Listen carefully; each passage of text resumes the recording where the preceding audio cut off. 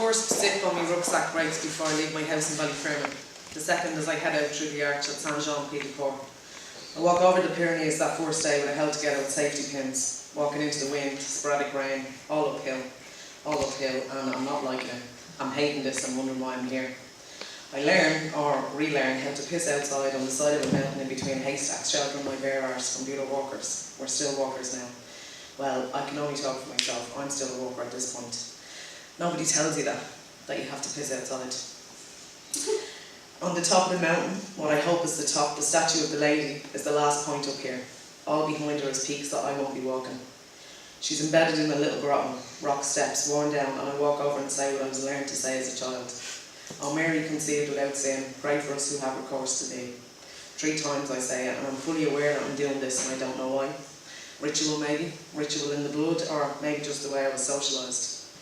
Somewhere near the Spanish border we get lost. I've been adopted by a South Korean man and a Hungarian woman at this point. None of us know what we're doing. 10 minutes to dark and we're nowhere near Roncesvalles. Rescued by a forest ranger, I spend the first night in a refugio in the largest remaining birch forest in Europe. He tells us that as he lights us a fire. I'd worn the jacket I've been wearing for the last 2 years along with some underwear. I'm not sure if that's environmentally sound or not, but I do it. I've shedded about a quarter of what I brought from Dublin already, and I'm open to losing more. Day 1, I've been higher up on my feet on earth than ever before. I've walked up and over a mountain range, and I sleep on a picnic table in a refugio with 2 strangers under the Milky Way. I've never seen so many stars. In the drizzling rain, we arrive into our destination, 12 hours later than planned, and I'm not going any further. Not today. She tries to get me to walk on with them. She's on a deadline, has a flight to catch, wants company, wants not to be here alone. Though she came here alone, I'm alone too. I chose to come here alone, so I decline and say I have to sew my rucksack, have to sleep, eat, deal with my body. It's gone into shock. She pushes the point, eager to bring me marching into the rain with her. I came to learn how to be here, not get there, I tell her, and we've heard the hug. Thank you for leading us over the mountain, she says dramatically as she walks away, which I think is hilarious. I hadn't got a clue, and we got lost. I find a shelter in the arch of the big church at the back. The hostel won't open until 2, and I start the recording process, writing in my blue book, saying me things to the page, and no one else. There's a pilgrim mass at 6, and I'm intrigued. I'm fascinated that I want to go to mass. I never go here, unless for a funeral. I don't go into a church anymore. A passive protest, futile. Sitting in the church, tourists taking pictures, I don't understand why. They emerge from the back in their robes and they're singing. They're fully committed, it seems, and this moves me. I'm genuinely moved by this. I can follow the ritual but not the language. Maybe that helps, I think. And I observe and participate at the same time, fully aware of my being here. He raises the bread, the body of Christ, high up over his head, and I burst into tears. I burst into tears. This is my body. I'm overwhelmed by the gesture, not the raising of the bread or the idea that the bread becomes flesh, but the idea that a human being would give of himself for someone else. It's the intention that gets me. The selflessness of the intention. This is my body, and I know then that I'm on a pilgrimage. Now I'm a pilgrim. Not of any religious root, but something is happening in my soul, and I know I'm meant to be here. Each day is like a year. Walking, just walking, get up and try to navigate hostel life. Some days more successfully than others. I'm not a morning person. I'm almost antisocial in the mornings. I'm surrounded by people, each one trying to deal with their basic needs. Out on the way, it's different. We're all alone, together, all walking our own way. Even when we share a few kilometres and talk, we're always alone. We talk of our lives, our motivations, things we want to change for ourselves, for our families, for the people we love. I came here because I came here too. I came here. We're walking. We're walking through the natural, the city, the natural. We're walking through desolated villages, abandoned homes with full-blown gardens, vegetable patches overflowing but there's no one there. Reading for sale signs over and over. We talk of our own countries, of what's happening now, the political landscapes, the economic deprivation still ahead, religious dogmas, the sense of fear pervading all, the fear of the future, of what's still to come. I learned to surrender each day to the Camino, later each minute. The harder it gets, the more I surrender. That's part of the paradox of recovery, surrender to win. And I learned that strength in a new way. I relinquish control more and more. I ask her, I call her, even though my Spanish friends assures me the Camino is masculine. what she wants me to do, and I do most of the time. She knows more of her way than I do, I think. She knows what's ahead. I'm always walking into the unknown. I feel the changes in my body. I feel the changes in my muscles, especially my legs, and I begin to tighten my belt. I've only 2 sets of clothes now, one for walking and one for after my shower in the evening. That's all I need. That's all I need. Apart from some toiletries, the only other thing I carry is my notebook. It's the heaviest thing I have, but I need it. Every day is like a year. Grand jour repeating. We speak less of the details. They've all been covered. They're all similar, so understood. We speak instead of things that seem abstract, but are in fact as real. I passed a man about my age on the road and later learned that he lives there in a little box he built himself. When I saw it, I thought it was for a dog. Every morning he goes to the shop for supplies, which he leaves out under a canopy for the pilgrims, asking only donativo contributions if you stop for tea and bread. He has time. Later on the Camino grapevine, I'm told he's an addict who came here to get clean, to remove himself from the life and be here. En route to cruise to Faro, we discussed this. The Camino is not the life, it's not the real life. You can't use it to hide, you can't just exist here. It's true, in a way. It is real. It is a real part of the life, but I don't think you can stay on forever. When the Camino is over, it's over and the life Camino continues. But I'm thinking that it's okay for him to stay a while here, until he gets himself strong again. Until he thinks what he needs to think through, processing. Feels what he needs to feel. He's not only doing no harm, he's contributing. He's making a difference to the people who pass his way, and he's asking for nothing. He's gaining himself back. He's learning to be free, I say. And one day I think he'll get up and walk again. I think one day he'll wake up and know it's time to walk again. He has time. We begin to say goodbye each morning. Perhaps we will not meet again on the way. Perhaps. Ici est maintenant. I have no future, I have no past, just here and now. More and more we speak of the love. All you need is.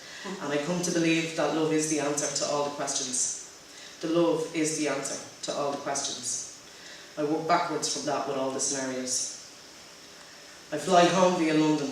The headline on the Metro reads, The Lost Decade. I walk around the occupied camp at St. Paul's with my uncle, after lunch in the city watching the bankers drink champagne. I try not to speak of my Camino. Try not to, but I do. Sometimes it's necessary to explain what I need to say. On coming home, I say to him, I was aiming for a different life then. I was aiming for a different life. 12 years before the millennium year. They tell me rent is dead money. Dead money. But all money is a dead thing. There's no life in it. It's not even attached to anything anymore. But I don't know that then. I buy a house, shared ownership scheme, to feel safe, to feel secure, to close the door and shut it all out, to protect my future, have something to pass on. I was aiming for a different life then. I changed to a full mortgage so I can go to college in London. I'm beginning again. September 2008, full mortgage and the system is crumbling. I try not to speak of my Camino. Try not to, but I do. All that I knew. I come home, I can't settle, I can't stay still, but I can't move either. I'm trapped.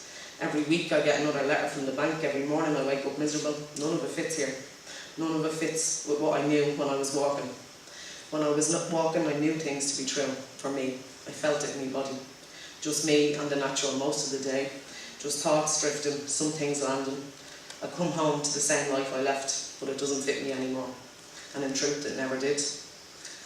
It's hard to extricate yourself from life, to remove yourself from the pattern and system you've grown into, or born into. The land is the only thing that matters, Katie Scarlett. The land. That's my field. The land. We fought for this. The land. They died for this. The land. I don't feel it anymore. I believe in the land. I just don't believe I need to own it. I don't even believe that's possible. I can't believe in fear as a motivator. Not anymore. I can't gamble on needing something when I'm 80 that's prohibiting me living my life the way I want to now. I don't think that's why we're here. It's not why I'm here. My grandparents moved from a tenement to a corporation house in Ballyfermot when it was first built. There wasn't even a bus stop or a shop for ages. My grandfather cycled every day from Upper Ballyfermot to where the Point Village is now, to and from, to work in a factory, making cars. To pay the rent first, then to pay the mortgage after the tenant purchase scheme encouraged a whole generation a whole class to become homeowners for the first time. He worked hard all his life. And my grandmother took him beggar by hats and invisible mending while she reared her children. She worked hard all her life. They're gone now, but the house is still there, lying idle for 5 years, fallen into disrepair. The house they worked to have, to keep, to hold them and theirs safe, isn't worth anything now. The value is gone. The crisis got it all. What they saved for and invested in to leave to their children for a better future has no value, is worth nothing to the cost to their lives. The value was in its use though, the live use of the house as a home. That was the value. But they couldn't relax into that. They were conditioned to save for the future, pass something on, make it easier for their children. She dreamed of visiting China, but didn't, couldn't. I try not to speak of my Camino. I try not to, but I do. All that I knew, I come home and realise this is all wrong. This is all wrong for me. I can only talk for myself. I'm trying to understand homelessness, the right of every citizen to a place they can call home, but at the same time I'm trying to get rid of my own. I have only me in a house I don't want to live in. In a way it's a lifestyle choice, shifting my life, carving out a new way, but for others there's no choice, it was taken away. Homes under threat, homes lost, the rug at the heart literally being pulled from underneath them. There's 83,251 residential mortgages currently in arrears. That's the official number from the central bank as of the 23rd of August 2012. That's 83,251 families or individuals getting a letter a week from the bank, wondering how they're going to live. All that I knew. I come home. For months I'm surrounded by people in addiction, but I'm questioning the concept. It feels wrong to limit a life with a term addict. I learn a new sense to the word affected. I'm learning the difference between presence and immediacy. Incremental change. Yeah. But I have to start with myself. I have to start with myself. I can only start with me. That's all I have. Downsizing begins. Lightly. Let it all go. Let it all go. Abundance. Enough for everyone. No waste. Let it all go. Back out into the world. To be used, valued.